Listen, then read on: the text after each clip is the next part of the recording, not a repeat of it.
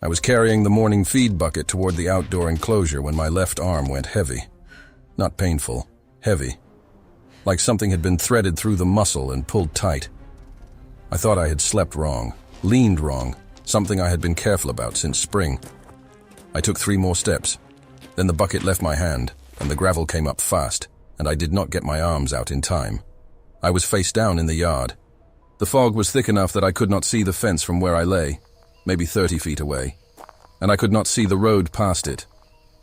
October in Levy County, early morning, and the fog sat on everything, flat and gray and total. I could hear the bucket somewhere to my right, still moving, and then it stopped.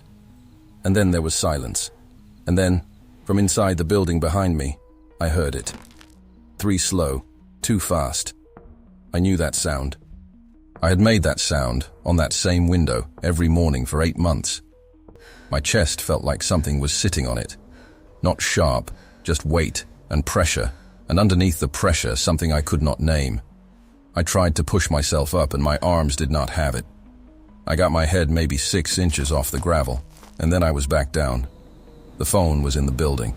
20 meters, maybe 25, and it might as well have been in another county. I want to tell you I stayed calm. I didn't. My throat closed and I tried to call out, and what came out was not loud enough to matter.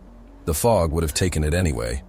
The nearest house was a quarter mile down the road, and nobody was going to hear me through 30 feet of fog and a chain link fence.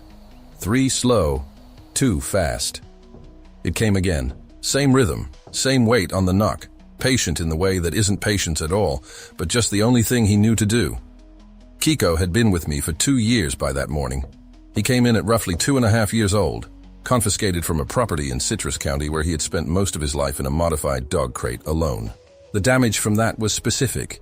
He did not have the full range of distress calls that develop in the first 2 years when there are others around to call to. What he had instead was a very short list of behaviors that produced a response from me, and the knock was one of them. I had taught it to him as a game. 3 slow, 2 fast, and I would come to the window. I had done it so many times it had become automatic for both of us. He did not know I was on the ground. He knew I had not come to the window. The gravel was cold against my cheek. My right hand was flat on the ground, and I could feel small stones pressing into the palm. I focused on that. The stones, the cold, the specific weight of my own hand. And I tried to stay in the present moment because the alternative was understanding too clearly what the next few hours looked like for a 72-year-old woman lying alone in a fog-covered yard, with no voice to call out and no way to stand. Outside, on the dirt road, a white truck slowed down. I didn't hear it at first over the blood in my ears, but the driver, I would find out his name later, Ray, a man I had never met, who drove that road every morning on his way to work, had rolled his window down because something from inside that property kept going, steady and wrong-sounding, and he could not see anything through the fog, but he could hear it. He came through the gate I had left unlocked for the morning delivery. He found me in 40 seconds. I was barely conscious when the paramedics arrived. I understood I was on a stretcher. I understood there were 2 of them. That one was talking to me, and I could follow the words without being able to do much with them. The fog was still down. The live oaks along the fence were gray shapes and nothing more. My mouth tasted like metal and dirt. When they wheeled me past the enclosure window, I turned my head. Kiko was pressed against the glass. Not the way he pressed against it when something outside startled him. Not high up, not agitated, not moving. He was standing, one hand flat on the lower pane, and he was watching my face. His eyes tracked the stretcher as it moved. He did not jump. He did not make a sound. The scar above his left eye gave him that furrowed look he always had, watchful and a little older than 4 years should be. I lifted 2 fingers off the stretcher bar and touched the glass where his palm was. He did not move. I stayed there with my fingers on the glass, the stretcher still, the paramedic waiting. I had spent 8 months teaching him that knock as a game. 3 slow, 2 fast. I come to the window. He gets the response he was looking for. I had done it to give him something deliberate to do with his attention, something that connected to a result. I had not taught it as a signal. I had not taught him anything about emergencies. But lying there on that stretcher, I understood, for the first time, what he had actually done. He had not panicked. He had not screamed into the fog, hoping someone would hear. He had used the one thing he knew produced a response from the world, the only deliberate signal he possessed, and he had sent it out the only window that faced the road. He had not been calling for help. He had been calling for me. The distinction is one he cannot make and does not need to. But I lay there with 2 fingers against cold glass and his palm on the other side, and I felt the full weight of it. He had learned that pattern from me. I had put it in him over 8 months of morning games, and one morning it came back through the fog and kept me alive. The paramedic told me to keep still. I kept still. The cardiac event was moderate. That was the word the doctor used. Moderate, as if events come in sizes. And the first 2 days at the hospital were monitoring and a conversation about what the next months would look like. I had an IV in my left arm, and a view of a parking lot, and a phone my neighbor had retrieved from the property and brought in. On the 2nd day, the call came. In Florida, a Class 1 wildlife permit is tied to the active management of the permit holder. If the holder is hospitalized, the permit is suspended. There is no grace period. The law was written to handle dangerous animals in crisis situations, and it has never been changed to account for what happens when the situation is more complicated than that, when the animal is not the danger, when the animal is the reason the person survived. The same neighbor who called 911 when he heard the knocking had filed a noise complaint about the enclosure 2 weeks earlier. I had not known that. Animal control had already been to the property once. They came back that afternoon with a removal order and a 4-hour transport window. Without a confirmed sanctuary placement already in writing, Kiko would go to a state holding facility. The officer on the phone told me that placement from state holding for a 4-year-old chimpanzee with a behavioral history like his was not likely. I knew what not likely meant. I had been in contact with a sanctuary in Wauchula for 6 months. I had toured the facility. I had filled out the preliminary paperwork. I had not signed the final transfer because I had not been ready, and now I was in a hospital bed with a clipboard being brought down the hall.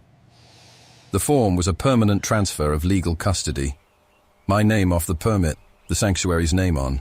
No reversing it. No visiting rights built into the document. Kiko was alone in the enclosure. The woman who covered my feeding rounds had gone in for the morning shift but could not stay. He would not let her near the window. He had not eaten since I collapsed. The officer stood at the foot of my bed with the clipboard. I took the pen with my IV arm. The board rested on my chest. My hand was not steady. I signed the form. 6 days later, a woman from the sanctuary called and asked if Kiko could be brought to the hospital before transport. She said she had done this once before, with another animal. She said she thought it might help him settle into the new space if the transition had something in it he recognized. She asked if I was willing. I told her I was sitting up for the first time that morning. I told her to come. They arrived in the early afternoon. I could see the transport vehicle from my room. I watched the woman lead him across the small courtyard toward the glass exterior wall. He walked beside her on the path. He had his head down, watching the ground in front of him, the way he moved when he was uncertain about a new space. Then he looked up. I was at the window. I had gotten myself out of the bed and crossed the room, and I was standing at the glass with one hand on the wall to keep steady. I placed my right palm flat against the window, fingers spread, the way I had always done it on the enclosure glass, every morning for 8 months. Kiko stopped walking. He looked at my hand. Then he looked at my face. Then slowly, not fast, not startled, slowly, he raised his left hand, the scarred side, and he placed his palm against the glass, exactly where mine was. His fingers did not align perfectly with mine. He is 4 years old, and his hand is smaller. But he held it there. He did not knock. He did not make a sound.